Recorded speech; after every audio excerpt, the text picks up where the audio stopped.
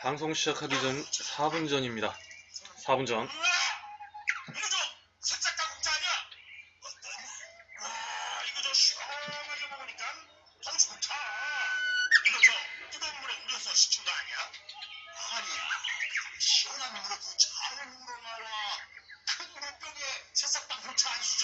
김현민 뉴스 매거진은 틀면서 같이 듣고 있는데요.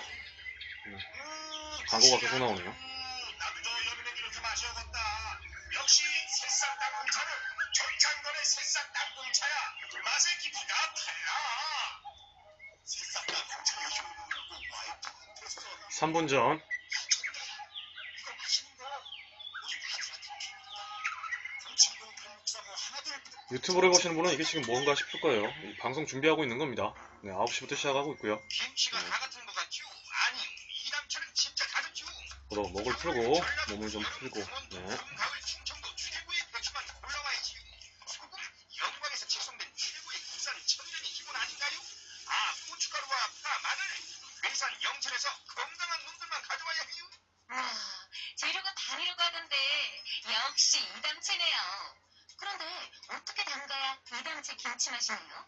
아유 이거 비밀인데 다시마에 표고버섯 3분 전. 우려낸 육수에다가 온갖 재료를 잘 버무리고 2달 동안 저은 9시부터 시작됩니다. 9시부터 시작되고요. 12시까지. 네, 어제는 좀 한 3, 4분 일찍 종료했던 것 같은데 오늘은 알차게 구성을 했으니까요. 아마 시간을 넘치지 않는 한도 내에서 끝날 것 같습니다. 네. 이담채 김치. 안내와 주문은 검색창에 이담채를 입력하세요. 전화는 1544-4586. 아이고. 1544-4586. 서울, 경기, 인천 지역의 신축 빌라 정보 빌라 타임즈 하나면 됩니다. 네, 2분 전.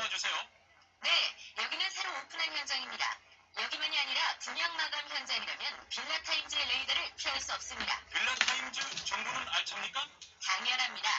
현장에서 직접 촬영한 퀄리티 높은 사진 여러 장이나 지도 서비스, 아! 무료 투어 서비스, 무료 상담 서비스까지. 녹화 방송이 이래서 좋은 것 같습니다. 빌라 타임즈 짱이죠. 녹화 방송이 아니라 유튜브 방송은 즉 뭔 소리인지 싶겠어요. 오늘 계속 왜 녹화 방송이라고 하지? 말이 이상해요. 9시부터 12시까지가 정규 방송입니다. 9시부터 12시까지가 오전 9시부터 12시까지 아프리카 TV에서 정규 방송하고요. 저는 한 20분? 10분 전에 들어와서 이렇게 준비를 합니다. 네. 뉴스로는 알 수 그래서 없는 진짜 정치 몸도 좀 현장이에요. 풀고 생리. 네, 1분 전입니다. 기자들이 취재 수첩을 네, 저도 준비를 하겠습니다. 본격 정치관찰 팟캐스트. 언니가 보고 있다. 팟빵에서 언니를 검색하세요. 정치 한 건에서 실행입니다. 알겠습니다.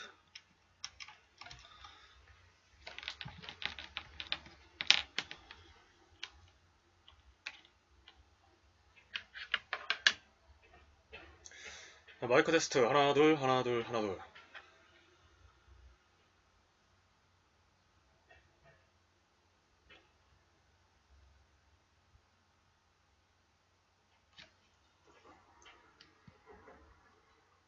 마이크 테스트 하나 둘 하나 둘 하나 둘. 네, 정상으로 돌아가고요. 자, 9시입니다. 시작하겠습니다.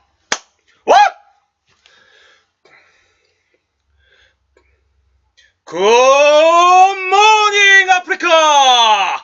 안녕하세요! 책익수사의 만년필 하나가 왔습니다. 화창한 봄날, 화창한 여름날.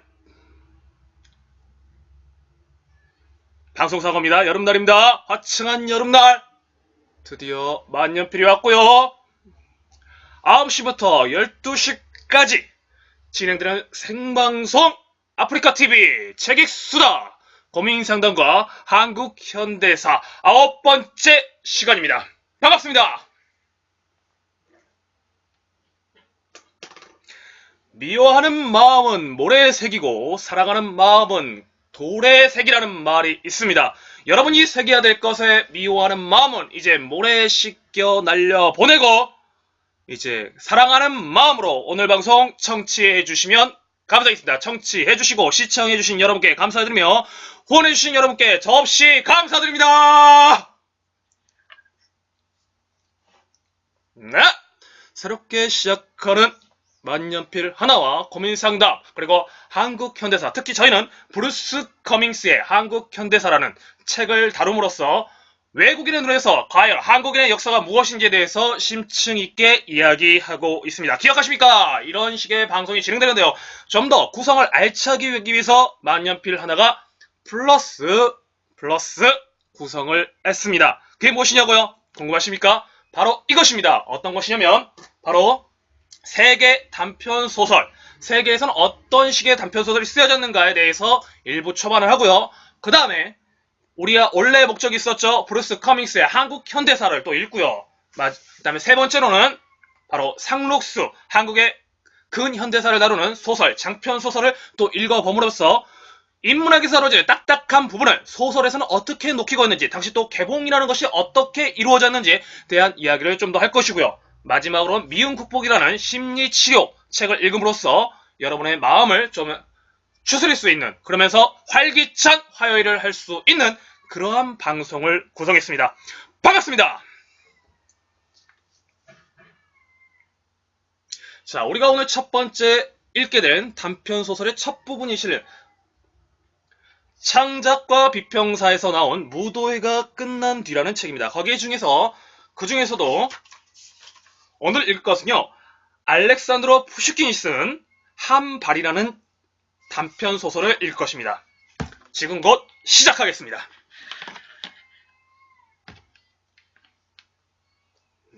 신나게 굿모닝 아프리카! 네, 시작하겠습니다. 한발이라는 단편소설이고요. 알렉산드로 푸슈킨의 작품입니다.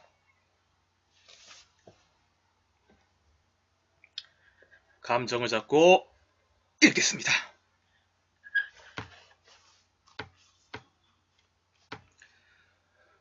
우리는 아무개라는 이름의 작은 마을에 주둔하고 있었다. 보병전교의 생활이라고 해야 뻔하다. 아침에는 제식훈련과 승마연습, 그리고 연대장 숙소나 유대인 주점에서의 점심 식사, 저녁에는 펀치술과 카드놀이가 전부다. 아무개에는 손님을 반기는 집 하나 없었고 젊은 색시도 없었다. 우리는 서로의 숙소에서 모이곤 했는데 그 자리에는 군복을 입은 인간들만 보일 뿐이었다. 딱 한 명, 군인이 아닌데도 우리 모임에 끼어있는 남자가 있긴 했다. 그 남자의 나이가 35살쯤 되었기 때문에 우리는 그를 영감님처럼 대해주었다. 경험이 많다는 사실 때문에 그는 우리 가운데서 특별한 지위를 누렸으며 한결같이 음울한 표정, 그 단호한 성격과 독설은 우리 젊은이들 사이에서 강한 영향을 미치고 있었다. 어떤 신비로운 분위기가 그의 운명을 감싸고 있었는데, 이를테면 러시아인처럼 보이는데도 외국 이름을 갖고 있는 곳부터가 그랬다. 그는 한때 경기병으로 근무하면서 잘 나가던 시절이 있었다. 그런 그가 군복을 벗고 이 가난한 마을에 자리 잡게끔 만든 원인이 무엇인지는 아무도 몰랐다. 그는 이 마을에서 가난하면서도 사치스럽게 살고 있었다. 항상 너덜너덜한 검정색 프로코트 차림으로 말도 안 타고 걸어다니면서도 그는 우리 연대의 모든 장교들에게 식사를 대접하곤 했다. 그의 점심에 나오는 건 퇴역한 병사가 만든 두세 가지 반찬이 전부였지만 샴페인만큼은 강물처럼 흘러넘쳤다. 그의 재산이나 수입에 대해서는 아무도 몰랐으며 또한 감히 그에게 그런 것을 물어보는 사람도 없었다. 그의 집에는 책이 꽤 많았는데 대부분이 군사서적이나 소설이었다. 그는 사람들에게 기꺼이 책을 빌려주었으며 한 번도 빌려준 책을 돌려달라고 하지 않았다. 대신 자기가 빌린 책을 주인에게 돌려주는 법도 없었다. 그의 주요한 일과는 곤충 사격이었다. 그의 방 벽들은 온통 총탄에 뚫려서 마치 벌집처럼 구멍이 송송 나 있었다. 그가 사는 허름한 토담집의 유일한 장식품은 그가 수집한 갖가지 곤충뿐이었다. 그의 사격 솜씨는 정말 믿기지 않을 정도로 뛰어났기 때문에 만일 그가 누군가의 군모 위에 놓인 배를 총으로 쏘아 마치겠다고 나섰다면 우리 연대원 중 누구라도 주저없이 자기 머리를 내놓았을 것이다. 우리는 자주 결투를 대화의 주제로 삼곤 했는데 실비오는 그를 이렇게 부르겠다. 실비오는 한 번도 그런 대화에 끼어들지 않았다. 어쩌다 그가 결투를 한 적이 있는지 물어보면 그저 해본 적이 있다고 무뚝뚝하게 대꾸할 뿐 자세한 이야기를 하지 않는 것으로 보아 그런 질문을 달가워하지 않는 것이 분명했다. 우리는 그의 무시무시한 사격술에 희생된 어떤 운 나쁜 사람의 기억 때문에 그가 양심의 가책을 겪는 것이라고 짐작했다. 하기야 이 남자에게 이 말에 소실함이라도 있으리라는 의심은 우리 머릿속에 들어설 자리가 없었다. 세상에는 외모 하나만으로도 그런 의심을 일소해버릴 수 있는 사람이 있는 법이다. 그런데 뜻밖의 사건이 우리 모두를 놀라게 했다. 어느 날 실비오의 집에서 10명가량의 장교들이 점심 식사를 했다. 늘 그랬던 것처럼 꽤나 많이 술을 마셨다. 점심을 먹고 나서 우리는 주인에게 카드놀이에 물주가 되어달라고 조르기 시작했다. 좀처럼 카드놀이를 하지 않았던 그는 오랫동안 사양했지만 마침내 카드를 내오라고 시키더니 테이블 위에 싱게증 그 말을 뿌리고서 카드를 돌리기 시작했다. 우리는 그의 주변으로 모여들었고 게임은 시작되었다. 실비오는 게임을 할 때 철저하게 침묵을 지키는 습관이 있었다. 결코 언쟁을 하는 법도 해명을 하는 법도 없었다. 가령 돈을 간 사람이 실수로 계산을 잘못하면 그는 즉시 모자란 돈을 채우거나 남는 돈을 그 사람 몫으로 걸어두곤 했다. 우리는 이미 그렇다는 걸 알고 있었기 때문에 그가 자기 방식대로 판을 진행하도록 내버려두고 있었다. 그런데 우리 가운데 얼마 전에 새로 전입한 장교가 한 명 있었다. 이 장교가 게임을 하다가 무심코 카드 기퉁이를 중복해서 꺾었다. 실비오는 분필을 들고 평소 하던 대로 숫자를 바로잡았다. 자기 실수를 깨달은 장교는 변명을 늘어놓기 시작했다. 실비오는 말없이 카드를 돌렸다. 장교는 참을성을 잃고 지우개를 집어들더니 자기가 보기에 잘못 기록되었다고 생각되는 숫자를 지워버렸다. 실비오는 분필을 들고 다시 숫자를 적었다. 포도주와 게임과 동료들의 웃음소리로 인해 잔뜩 열이 오른 이 장교는 자신이 심하게 모욕을 당했다고 생각했는지 광분한 상태로 테이블 위에 놓인 청동 촛대를 집어들어 실비오에게 던졌다. 실비오는 간신히 그 촛대를 피할 수 있었다. 우리는 어찌할 바를 몰랐다. 분노로 얼굴이 새하얘진 실비오는 눈을 부릅뜨고 일어나서 말했다. 선생, 나가주시지요. 그리고 이런 일이 다행히 내 집에서 벌어졌다는 걸 하느님께 감사하세요. 우리는 이후의 사태가 어떻게 진행될지 익히 알고 있었으므로 이 신참 동료가 이미 죽은 목숨이라고 생각했다. 장교는 자기가 당한 모욕에 대해 물주나리께서 원하는 어떠한 방법으로든 갚을 준비가 되어 있노라고 말하고는 자리를 떴다. 게임은 그러고 나서도 몇 분 정도 계속되었다. 하지만 주인이 더 이상 게임을 할 기분이 아니라는 눈치가 보여서 우리는 하나씩 둘씩 자리를 털고 일어나 곧 생길 결혼에 관해 이야기하며 각자 집으로 뿔뿔이 흩어졌다. 다음날 당장 우리는 승마장에서 그 불쌍한 중이가 아직 살아있는지 서로 물어보고 있었다. 그때 마침 장본인이 나타났기에 우리는 같은 질문을 했다. 중이가 대답하길 실비오에게서 아무런 통보도 오지 않았다고 했다. 우리가 실비오에게 찾아갔더니 그는 정원에서 대문 위에 붙여놓은 에이스 카드를 향해 총알을 연달아 쏘아대고 있었다. 그는 평상시처럼 우리를 맞아들였지만 어제의 사건에 대해서는 한마디도 하지 않았다. 사흘이 지났지만 중이는 여전히 살아있었다. 우린 놀라서 서로 물었다. 실비오는 결투를 안 하겠다는 거야? 뭐야? 실비오는 정말 결투를 하지 않았다. 그런 대충 둘러낸 해명에 만족해서 중이와 화해했던 것이다. 이 일은 젊은이들 사이에서 그의 평판을 심하게 깎아내렸다. 무모함을 최고의 미덕으로 간주하며 그것이 다른 모든 악덕마저 눈 감을 수 있게 해준다고 생각하는 젊은이들에게 용기의 부족은 결코 용서받을 수 없는 결점이다. 그러나 차츰 모든 일이 잊히고 실비오는 예전의 영향력을 되찾았다. 그러나 나만은 그와 다시 가까워질 수 없었다. 전성적으로 낭만적인 공상을 즐겼던 나는 수수께끼 같은 삶을 살아온, 그래서 어떤 비밀스러운 이야기의 주인공일 것만 같은 이 사람에게서 다른 누구보다 강하게 끌렸던 터였다. 그도 나를 좋아해서 적어도 나를 대할 때만은 그 신랄한 독서를 적고 허물없이 매우 유쾌하게 여러 가지 일에 대해 이야기하곤 했다. 그러나 나는 그 불행한 저녁 모임 이후로 그의 명예가 더럽혀졌을 뿐더러 바로 그 자신의 잘못으로 인해 이제는 씻을 수도 없게 되었다는 생각을 떨치기 힘들었고, 그런 생각이 나로 하여금 예전처럼 그를 대하지 못하게 했다. 심지어 그를 쳐다보는 것도 민망했다. 실비오는 이런 걸 눈치채지 못하거나 그 원인을 짐작하지 못할 만큼 어리석거나 미숙한 사람이 아니었다. 이 일로 그는 괴로워했던 것 같았는데, 그것은 그가 나에게 설명하고 싶어하는 눈치를 2번 보였다는 데서도 알 수 있었다. 하지만 나는 그럴 기회를 일부러 피했고 실비오 또한 그런 나에게 거리를 두게 되었다. 그 후로 나는 다른 동료들과 함께 있을 때만 그를 보았으며 우리 사이에 예전 같은 허물없는 대화는 이루어지지 않았다. 수도의 분주한 주민들은 시골이나 지방 소도시 주민들이라면 익히 알고 있을 여러 가지 관심거리에 대해 이해하지 못하였는데, 가령 우편물 도착일에 대한 기대가 그 예이다. 매주 화요일과 금요일마다 우리 연대본부 사무실은 송금이며 편지며 신문을 기다리는 장교들로 가득 찬다. 우편물은 보통 그 자리에서 바로 개봉되어 소식이 전달되었기 때문에 본부 사무실에서는 매우 생생한 장면이 펼쳐지곤 했다.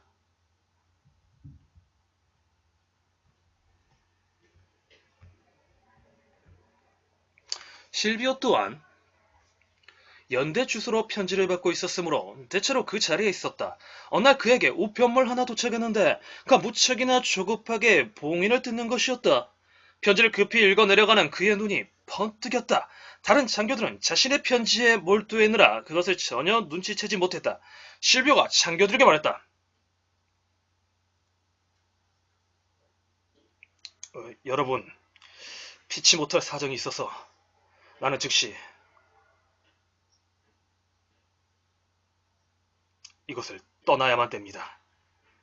바로 오늘 밤에 떠날 것입니다. 그래서 바라건대 모쪼록 내 집에서 마지막으로 식사를 같이 했으면 합니다.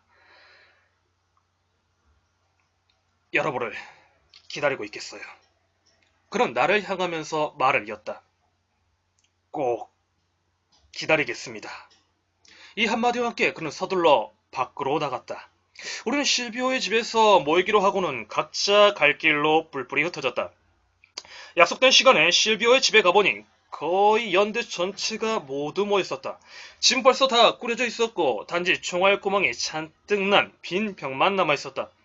우리는 식탁에 앉았다. 집주인은 매우 고양된 상태였으며 그의 들뜬 기분은 곧장 다른 사람들에게도 전염되었다. 1분이 멀다 하고 샴페인 병마개가 펑펑 터져 올랐으며 술잔마다 쉴 새 없이 부글거리며 거품이 넘쳤다. 우리는 최대한의 진심을 담아 길 떠나는 사람의 안전과 행운을 기원해 주었다. 자리에서 일어났을 때는 벌써 늦은 저녁이었다. 자리를 잡고 사람들과 작별 인사를 하던 실비오는 내가 나가려는 바로 그 순간 내 팔을 잡고 멈춰 세웠다.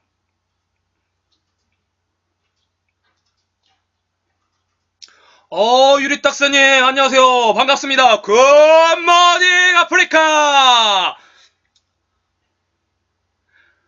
아침부터 펑펑 터졌으면, 네, 그러도록 노력하겠습니다. 초콜릿 5개 선물! 제가 구성을 조금 바꿨습니다. 어떻게 바꿨냐면요. 일부에서는 외국인 단편 소설을 좀 읽고요. 그래서 세계 문학에 이런 것들이 있다라는 것을 좀 알려주고요. 제가 잘 몰랐네요. 아프리카 TV에서는 초콜릿을 3개월 이내에 안 쓰면 녹는다고요? 오 마이 갓! 어떻게든 빨아먹고 굴려먹고 돌려먹고 날아먹고 하도록 하겠습니다. 감사합니다. 퀵뷰를 시청자분들에게 줄 수도 있어요. 네, 알겠습니다. 퀵뷰. 퀵뷰가 그거 아닌가요? 들어올 때 광고 안 보게 하는 뭐 이런 건가요? 그거 맞죠? 초콜릿으로 퀵뷰 교환이 가능해요. 네, 알겠습니다. 제가 열심히 해서 한번 알아보고 그런 식으로 사용하도록 하겠습니다. 퀵뷰 교환 가능하게. 네. 딱새님, 감사합니다. 다시 구성에 대해서 이야기하면 세계 단편 소설이 있고요. 그 다음에 2부에서 우리가 규정에 다루고 있는 한국 현대사, 대한민국 건국에서부터 지금까지의 상황을 브루스 커밍스의 눈을 통해서 바라볼 것이고요. 3부에서는 역시 한국의 장편소설, 상록수라는 소설을 통해서 우리가 또 이야기를 해볼 거고요. 그럼 마지막에는 미움국법, 심리치료 책인 미움국법을 또 함께 읽으면서 우리의 마음의 청아를 이뤄낼 수는 청아!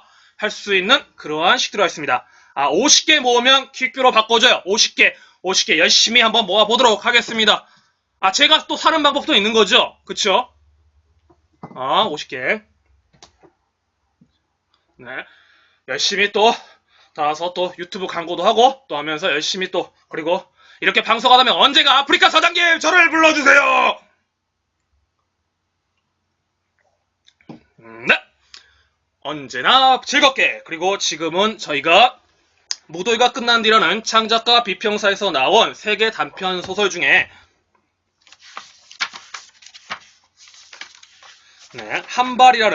한발이라는 알렉산드로 푸슈킨의 작품을 읽고 있습니다. 그렇죠. 창작가 비평사. 네. 여전히 활동하게 문단에서는 영향력 있는 출판사니까요. 여기 있는 책들은 또 읽어봐야 또 재미가 있겠죠. 자, 그러면 저는 또 계속해서 낭독하도록 하겠습니다. 자, 감정 잡고!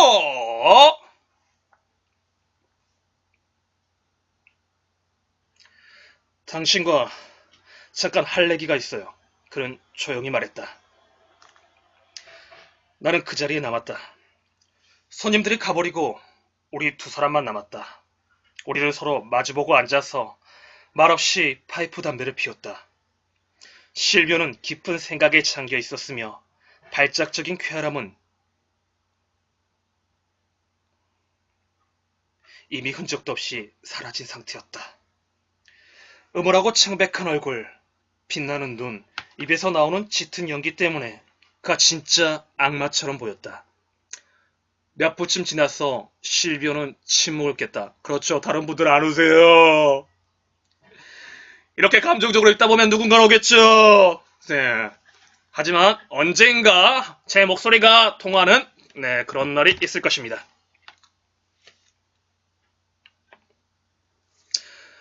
아마도 우리는 영영 못 보게 될 것 같아요. 그가 내게 말했다. 작별하기 전에 당신에게 설명하고 싶어요. 당신은 내가 타인의 의견에 별로 신경 쓰지 않는다는 것을 알고 있을 겁니다. 하지만 당신은 내가 좋아하는 사람이기 때문에 마음에 걸리네요. 당신 기억 속에 잘못된 인상을 남긴다면 내 마음이 무거울 겁니다. 그는 말을 멈추고 다 타버린 파이프에 새로 담배를 다져넣기 시작했다. 나는 시선을 떨어뜨린 채 잠잡고 있었다.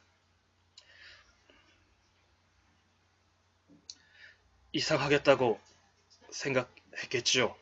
그는 말을 이었다. 내가 이 정신 빠진 주정꾼 알땡땡에게 결투 신청을 하지 않았다는 것 말입니다. 당신도 인정하시겠지만 나에게 무기를 선택할 고난이 있기 때문에 알땡땡의 목숨은 내 손안에 있어요. 밤에는 나는 거의 안전합니다.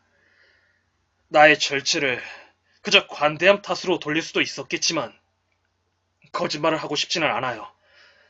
만약 내 목숨을 위태롭게 하지 않고서도 알땡땡을 응징할 수 있었다면 나는 결코 그를 용서하지 않았을 겁니다. 나는 놀라서 그를 바라보았다. 그 고백은 나를 몹시 당황스럽게 했다. 실비오는 말을 계속했다. 그래요. 나는 내 목숨을 위태롭게 할 권리가 없어요. 6년 전에 나는 또 아기를 맞은 적이 있습니다. 그런데 그 원수가 아직 살아있단 말입니다. 강렬한 호기심이 발동했다. 아니, 그와 결투를 하지 않았나요? 나는 물었다. 어떤 사정이 두 사람을 떼어 놓았나 보군요.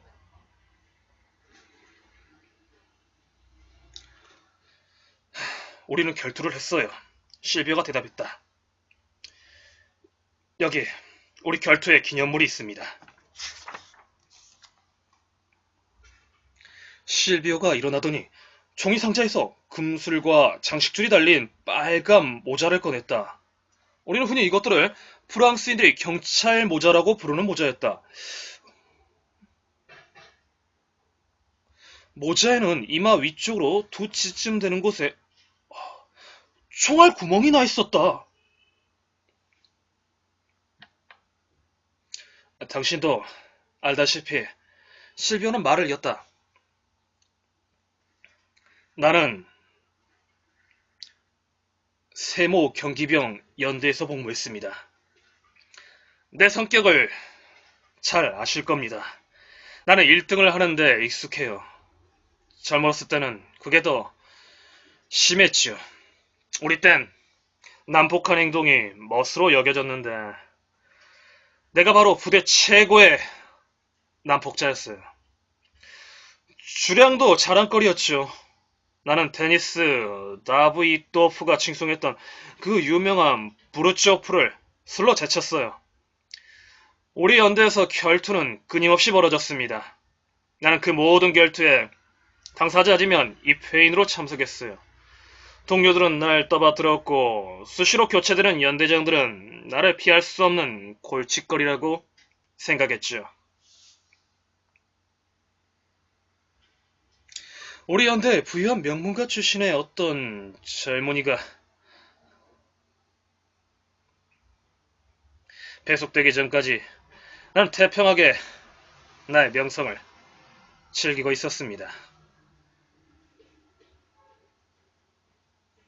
그처럼 화려한 행운아는 태어나서 처음 봤습니다. 한번 상상을 해봐요. 젊음, 지력, 준수한 외모, 광적일 정도의 쾌활함, 앞뒤 가리지 않는 용기, 요란한 명상을 얼마나 있는지 본인도 모르는 돈은 아무리 써도 마르지 않았지요. 그러니 그가 우리 사이에서 어떤 영향력을 미쳤을지 상상할 수 있겠지요. 나의 1등 자리는 흔들렸습니다. 내 명성에 이끌렸던지 그는 나와 교제를 트고자 했어요. 하지만 나는 그를 차갑게 대했지요. 그러자 그는 아무 미련 없이 나를 떠나더군요.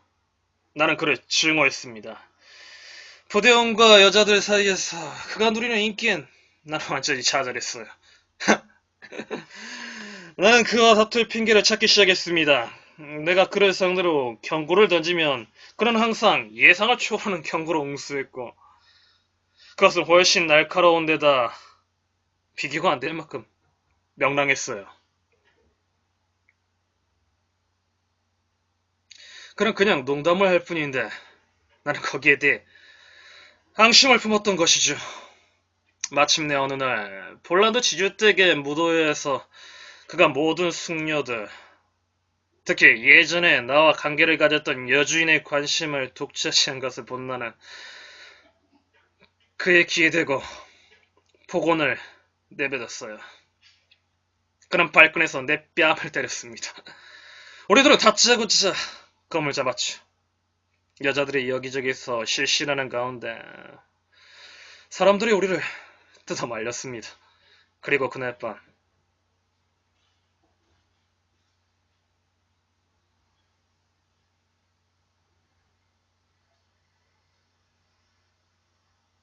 네, 네, 유리딱새님, 네. 그리고 그날 밤 우리는 결투를 하러 나섰습니다.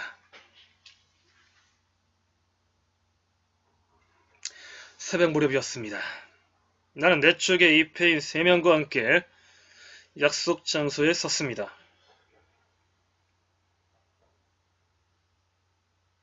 형언할 수 없는 조바심 속에서 나는 상대방을 기다렸어요. 봄날의 태양이 떠오르면서 금방 후덥지근해졌습니다. 멀리서 그가 오는 것이 보였어요. 그는 군복 상의를 검리에 걸쳐들고 한 명의 입회인과 함께 걸어오고 있었어요. 우리는 그를 향해 걸어갔습니다. 그는 체리가 가득 담긴 군모를 들고 다가왔어요. 입회인들이 12걸음을 재주었습니다. 내가 먼저 쓸 수 있었지만 내 안에 있는 증오심이 너무 강렬하게 격동한 나머지 손이 뜻대로 움직일지 의심스러웠어요. 그래서 흥분을 가라앉힐 양으로 첫 발을 그에게 양보했습니다. 상대방은 동의하지 않았고 그래서 제비뽑기로 결정했습니다. 첫 번째 순서는 영원한 행운아인 그에게 돌아갔습니다. 그는 총을 겨눴고 내 모자에 맞췄습니다. 이제 내 차례가 온 거죠. 그의 목숨이 마침내 내 손안에 들어온 것입니다. 나는 단 한 점의 불안의 그늘이라도 찾아들 양으로 그래 탐욕스럽게 응시했습니다. 그는 내 총구 앞에 서서 군모 안에 있는 잘 익은 체리를 골라먹고 있었어요. 그가 뱉어낸 씨앗이 날개까지 날아오더군요. 그 태평함에 나는 격분했습니다. 나는 생각 없어요. 생각했어요. 나는 생각했어요. 생각하고 또 했지요. 이자가 자기 목숨을 전혀 소중하게 여기지 않는다면 그걸 빼앗는 게 무슨 소용이 있겠는가. 아기에 찬 생각이 뇌리를 스쳤어요. 나는 총을 내려뜨렸습니다. 당신은 아직 죽을 준비가 안 되어 있는 것 같소. 그에게 내가 말했습니다. 아침 식사를 하시오. 방해하지 않을 테니까. 방해라니요. 전혀 상관없습니다. 그가 대꾸했어요. 쏘세요. 아니면 편할 대로 하시든가. 다음 한 발은 당신 것으로 남아있으니까요. 저는 언제든 당신의 요구에 응하겠습니다. 나는 입회인들을 향해 지금은 쏠 생각이 없다고 선언했고 결투는 그것으로 끝나버렸습니다. 나는 전역해서 이 작은 마을에 응거했습니다. 그날 이후로 나는 단 하루도 복수에 대해 생각하지 않은 날이 없었어요. 그런데 이제 내가 온 겁니다.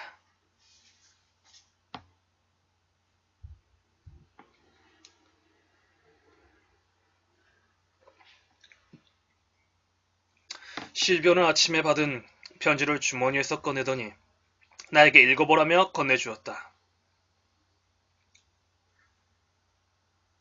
그것은 모스크바에서 누군가 보낸 편지였는데 문제는 그 인물이 젊고 아름다운 아가씨와 곧 결혼할 것이라는 소식이 있었다. 문제의 그 인물이 누군지는 짐작하시겠지요. 실비오가 말했다.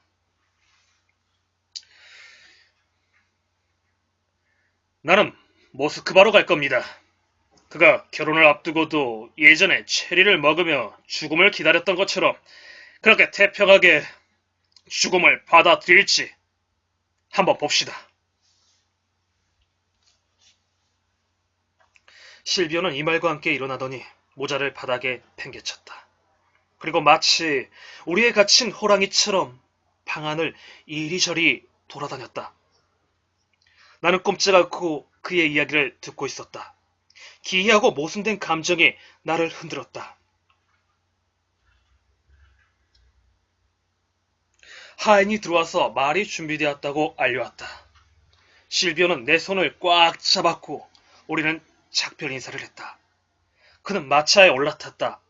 마차에는 2개의 여행 가방이 실렸는데 그중 하나에는 곤충들이 들어있었고 다른 하나에는 가재 도구가 들어있었다. 우리는 다시 한번 작별 인사를 나누었다. 말들이 달리기 시작했다.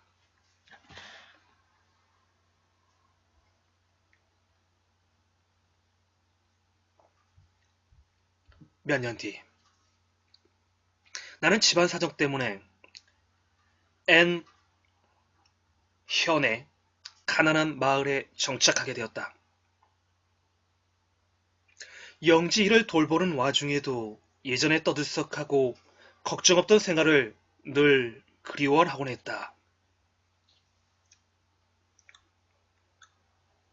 무엇보다 힘들었던 것은 가을과 겨울의 저녁 시간을 완전한 고독 속에서 보내는데 익숙해지는 일이었다. 저녁 식사 때까지는 영지 관리인과 잡담을 하거나 이런저런 일을 보거나 새로 생긴 술집에 들르면서 그럭저럭 시간을 보냈다. 그러나 이윽고 땅거미가 지면 나는 정말 어찌해야 좋을지 몰랐다. 벽장 밑이나 골방에서 찾아낸 몇 안 되는 책은 이제 다 외울 정도였다. 행랑어멈 끼릴러분가 애써 기억해낸 이야기들은 전부 예전에 들은 것이었으며 농사꾼 아낙네들의 노래는 나를 울적하게 할 뿐이었다. 시큼한 과실주에 입맛을 길들여 해봐야 다음날 머리만 아팠다. 솔직히 말해서 화술로 고주망태가 되는 것이 이 고장의 지천으로 널린 서글픈 주정뱅이가 되는 것이 두려웠다. 가까운 이웃이라 해봐야 두세밖에 없었는데 그마저 대화를 할치라면 말보다 딸꾹질과 한숨소리가 더 많은 술고래들 뿐이었다. 차라리 고독이 더 견딜만 했다. 우리 집에서 4베르스타 떨어진 곳에 BX 백작 부인 소유의 광대한 영지가 있었으나 거기에는 관리인 혼자 살고 있었다. 백작 부인은 결혼 첫해 딱 한 번 자신의 영지를 찾았을 뿐인데 그것도 채 한 달을 못 채우고 떠났다. 그런데 내가 은둔 생활을 시작한 지 2해째 되던 밤에 그 백작 부인이 남편과 함께 영지서 여름을 보내러 온다는 소문이 들렸다. 그리고 정말로 6월 초에 그들이 도착했다.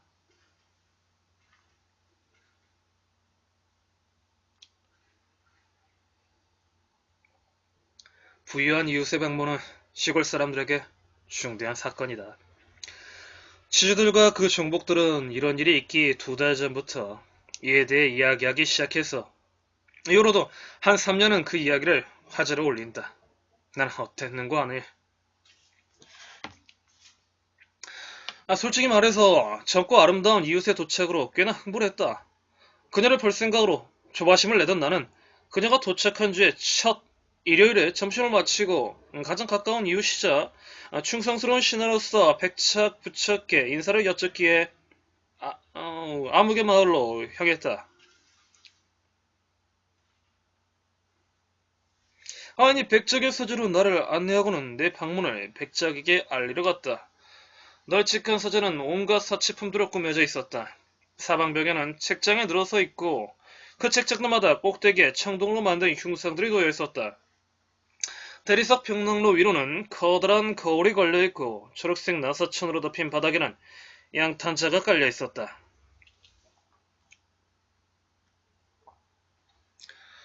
사치와는 거리가 먼 초라한 집구석에 살면서 타인의 부를 접해보지 못한 지 오래였던 나는 마치 장관의 아래를 기다리는 촌뜨기 청혼개처럼 일종의 전율을 느끼며 백작의 등장을 두려운 마음으로 기다리고 있었다.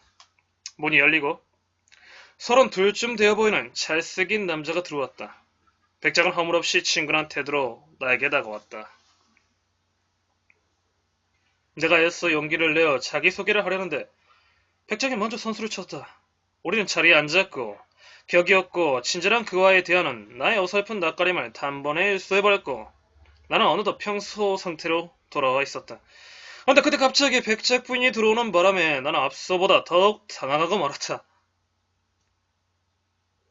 그녀는 정말 아름다웠다. 백작이 나를 그녀에게 쏘겠다. 태어나 보이고 싶었지만 내가 자연스럽게 행동하려 하면 할수록 어색한 기분은 더 심해질 뿐이었다.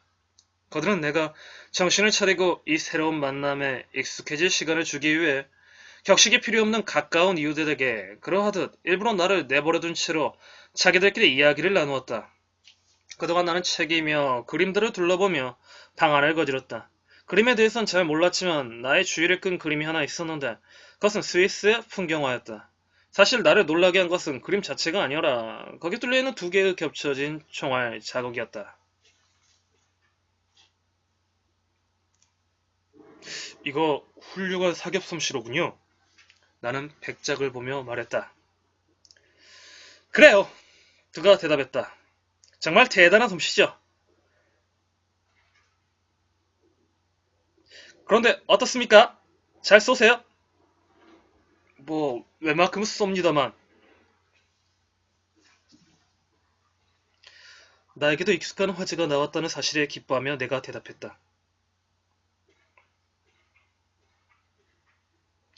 30보 거리에 있는 카드 정도라면 빗맞히지 않습니다. 물론 손에 익은 권총일 경우지만. 정말이세요? 백작 부인이 지대한 관심을 보이며 물었다.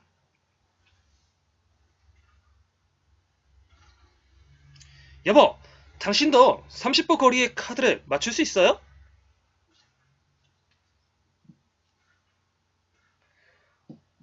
언제 한번 시험해 볼까나? 백작이 대답했다. 나도 왕년에는 좀 쐈어요. 그런데 권총을 안 잡은 지 벌써 4년이 지나서 말입니다. 아, 내가 한마디 했다.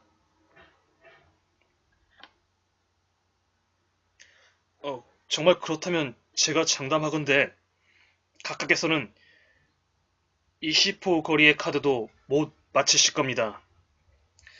권총이란 매일 연습하지 않으면 안 되는 것이라서요. 이건 제가 경험으로 압니다. 우리 연대에서 제가 명사수 중 한 사람이었거든요. 언젠가 한 번은 사정이 생겨서 꼬박 한 달 동안 권총을 잡지 못한 적이 있었습니다. 제 총이 수리종이었거든요. 그런데 어땠겠습니까, 카카. 다시 사격을 시작한 첫날에 25보 앞에 있는 병을 연달아 4번이나 빗맞췄다니까요.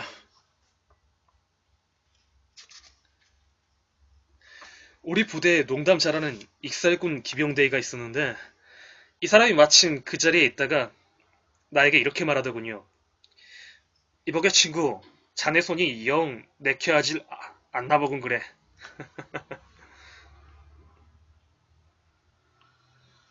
카카, 정말이지 연습이란 건 무시할 수는 없습니다.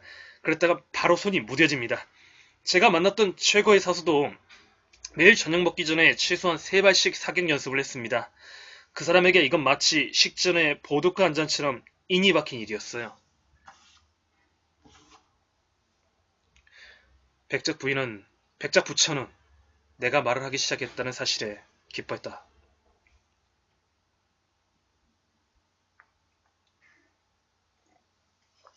그 사람은 어떤 식으로 사격 연습을 했나요?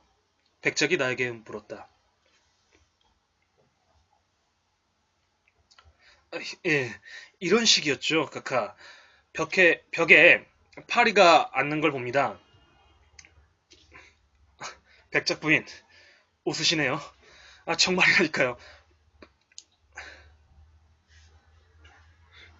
파리를 보고서는 소리쳐요. 꾸스카! 권총! 그러면 꾸스카가 총알이 장전된 권총을 그에게 갖다 주시오. 그러면 빵! 파리는 벽에 납작쿵!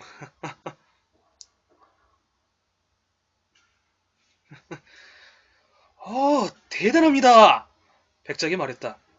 그래, 그 사람 이름이 뭐였습니까?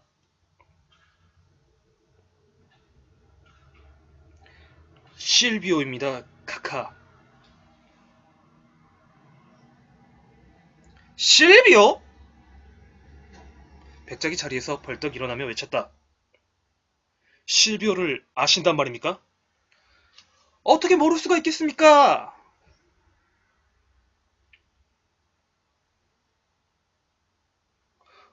어떻게 모를 수가 있겠습니까, 카카? 우린 친구였는걸요. 그는 우리 부대원들과 동료처럼 지냈어요. 그 사람에게 소식을 듣지 못한 지 언 5해가 되어가네요. 그런데 각하께서도 그 사람을 아십니까? 압니다. 잘 알지요. 그 사람이 혹시 당신에게... 아니, 그러진 않았겠지만 혹시라도 당신에게 아주 기이한 어떤 사건에 관해 이야기하지 않던가요?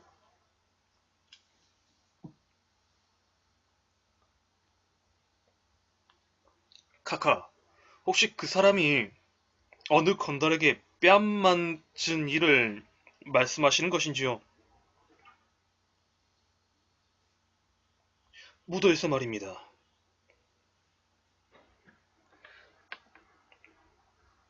그 사람이 그 건달 이름을 말하지는 않았나요? 아니요, 카카. 이름은 말하지 않았습니다만. 아, 카카? 나는 진상을 깨달으며 말을 였다. 죄송합니다. 저도 몰랐습니다. 그럼 바로 각하께서... 그래요. 백장은 심하게 동요하는 기색을 보이며 대답했다. 저 구멍 뚫린 그림은 우리가 마지막으로 만났던 날의 기념품이지요.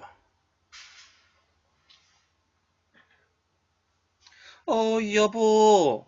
백작 부인이 말했다. 제발 이야기하지 마세요. 그 얘긴 듣기에도 끔찍해요. 아니야. 백작은 부인의 말을 듣지 않았다. 다 이야기하겠어. 이분은 내가 이분 친구를 어떻게 모욕했는지 알고 있으니까. 이제는 실비오가 나에게 어떻게 복수했는지 알려주자고. 백작은 내게 안락의자를 권했고 나는 강렬한 호기심 속에서 백작의 이야기에 귀를 기울였다.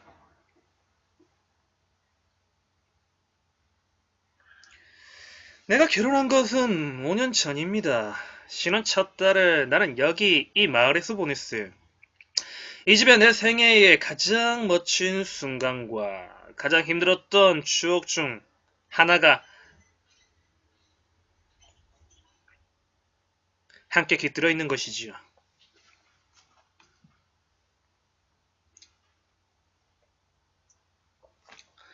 어느 날 저녁 우리가 함께 말을 타던 중에 아내의 말이 왠지 심통을 부리기 시작했어요. 그녀는 놀라서 나에게 말고비를 넘겨주고는 걸어서 집으로 향했고 나는 아내보다 먼저 집에 도착했습니다. 정원에 여행마차가 있는 것이 보였어요. 아내들이 이르기를 어떤 남자가 지금 서재에서 기다리고 있는데 자기 이름을 밝히길 꺼려하면서 그저 나에게 용무가 있다는 말만 했다더군요. 서재에 들어가 보니 수염이 덥수룩한 남자가 먼지를 잔뜩 뒤집어 쓴 채 어둠 속에 앉아있는 것이 보였습니다. 그 사람은 여기 이 벽난로 옆에 서 있었어요. 나는 그 사람이 누군지 기억해내려 애쓰면서 다가갔습니다. 나를 몰라보겠나 백자. 그가 떨리는 목소리로 말했습니다. 실비오 하고 나는 소리쳤습니다. 솔직히 말해서 갑자기 머리털이 곤두서는 느낌이었습니다. 바로 맞췄네. 그가 말을 이었습니다. 자네 나에게 한 발 비쳤지. 이제 내 총에 약실을 비려왔네. 준비는 됐겠지. 그의 곤충이 옆 주머니에서 삐쭉 고개를 내밀고 있었지요. 12걸음을 잰 다음 저쪽 구석에 썼습니다. 그리고 아내가 돌아오기 전에 빨리 쏘아주기를 부탁했습니다. 그런 뜸을 들이며 불을 켜달라더군요. 하인들이 촛불을 가져왔습니다. 나는 문을 잠그며 아무도 들어오지 못하게 하라고 이른 다음 그에게 재차 쏘아줄 것을 부탁했습니다. 그럼 곤충을 꺼내서 나를 겨누었습니다. 나는 초를 헤아렸죠. 아내를 생각하면서. 끔찍한 시간이 흐르고 있었습니다. 실비오는 팔을 떨어뜨렸습니다. 유감이야. 라고 그는 말했어요. 곤충에 장전된 것이 체리씨가 아니라서. 총알은 무겁거든. 암만 해도 이거 결투가 아니라 살인 같다는 생각이 드는군.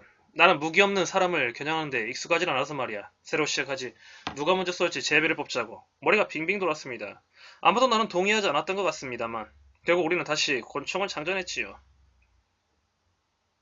우리는 종이 2장을 말았고 그는 그것을 군모 속에 언젠가 다로 인해 총구멍이 뚫린 그 군모 속에 집어넣었습니다.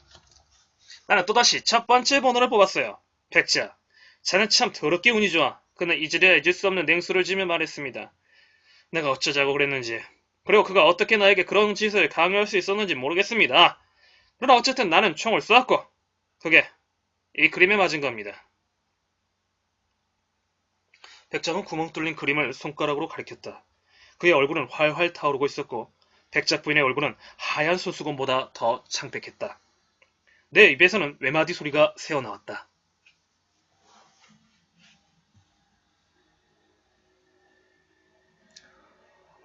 도로님, 안녕하세요. 반갑습니다. 도로 왔다. 추천한다. 감사합니다. 네, 감사합니다. 내가 쓴 총알은 백작의 말을 계속했다. 다행히도 빗 맞았어요. 그러자 실비오는 이 순간에 백작은 정말 무시무시했다. 실비오는 나를 겨냥하기 시작했지요. 그때 갑자기 문이 열려지니 마샤가 절규하며 달려들어 내 목에 매달렸습니다. 아내의 출연은 내 기력을 되돌려 놓아주었어요. 나는 아내에게 말했습니다.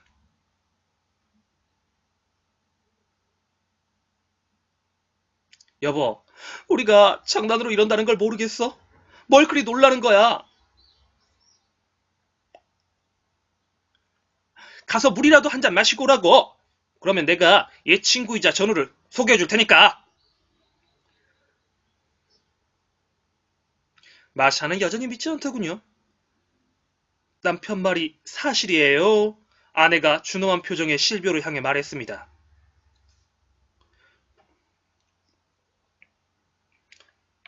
두 분이 장난을 하고 있다는 게 정말인가요? 실비오가 아내에게 대답했습니다. 이 사람은 항상 장난을 치죠, 백작 부인. 한 번은 장난으로 내 따귀를 때렸고 또 한 번은 장난으로 내 군모에 좁은 구멍을 내고 이번에는 장난으로 나를 빗맞췄죠. 이젠 나도 장난을 치고 싶어지네요. 이 말과 함께 그는 나를 조준했습니다. 아내 앞에서 말입니다. 마샤가 그의 발밑으로 몸을 던졌어요. 일어나, 마샤! 부끄러운 짓이야! 나는 미친 듯이 소리쳤습니다. 에버시오, 이 불쌍한 여자를 그만 좀 조롱하시오. 도대체 쏠 거요, 안 쏠 거요? 실비오가 대답했어요. 안 쏘겠네. 당황하고 겁먹은 자네를 본 것으로 만족해. 자네가 날 쏘게 했으니 난 안 쏴도 상관없어. 자넨 날 기억하게 될 거야. 자네의 양심이 자네를 맡기겠네. 그리고 그는 방을 나섰어요. 아니, 문에서 멈춰섰지요. 그러더니 내가 총으로 마친 그림을 힐끗 바라보는 거의 겨냥도 하지 않은 채 그걸 향해 한 발을 날렸습니다. 그러고는 사라졌어요. 아내는 실신한 채 쓰러져 있었습니다. 집안 사람들은 감히 그를 붙들어 세울 생각도 못하고 공포에 질려 바라볼 뿐이었지요. 내가 정신을 차렸을 때는 그가 이미 현관으로 나가 마부를 불러서 떠나버린 뒤였습니다.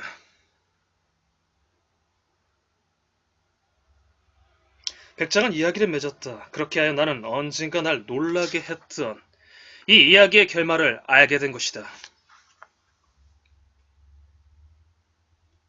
그로 나는 이 이야기의 주인공을 다시는 만나지 못했다. 사람들 말로는 실비오가 알렉산드로 입셀란데스크 반란 때 헤타리스트 결사들에 이끌다가 스쿨리안의 전투에서 전사했다고 한다.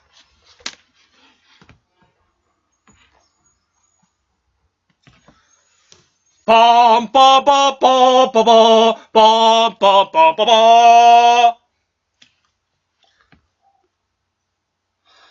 네, 세계 단편 소설의 한 부분이었던 무도회가 끝난 뒤에 수록되어 있는 함바리랄은 알렉산드로 푸슈킨의 단편 함 섹션을 읽어봤습니다.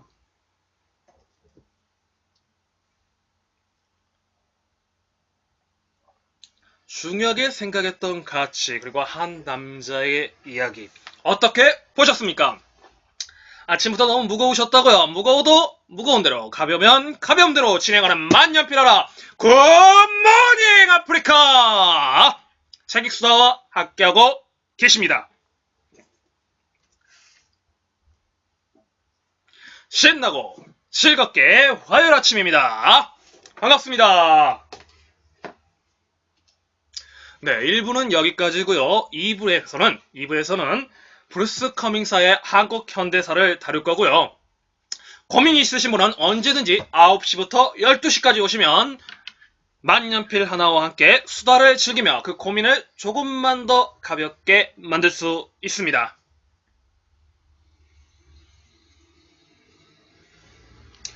네, 조금은 무거운 뉴스가 될 수도 있겠는데요. 바로 시사 한 토막입니다.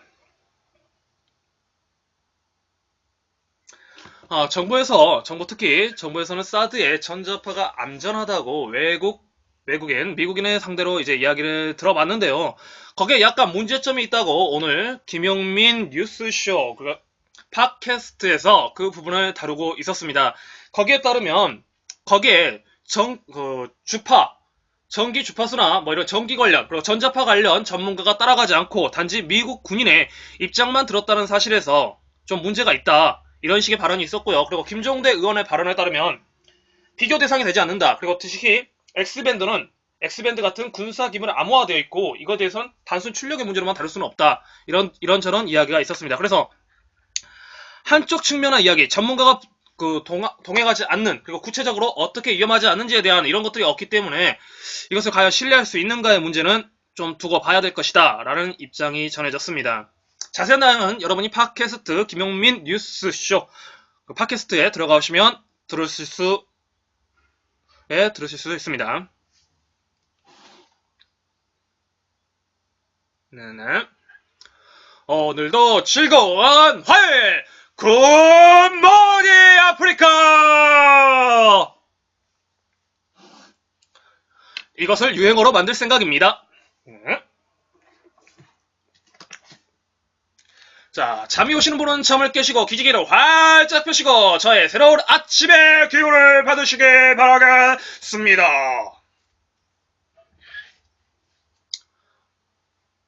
한국의 역사를 안다는 것은 한국인으로 살아가면서 당연히 알아야 되는 지식이자 상식일 수 있습니다.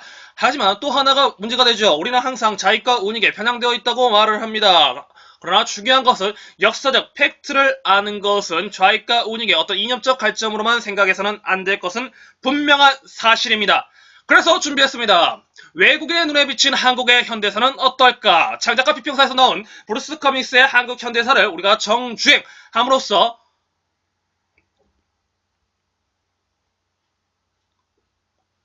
우리의 역사는 어떤지, 외국인의 눈에 비치는 우리의 역사는 어떤지 살펴봄으로써 단 1분이라도 뜻깊은 시간을 마련해 보고자 합니다. 오늘은 바로 대한민국 건국에 관한 이야기입니다. 빰빰빰빰빰빰. 네.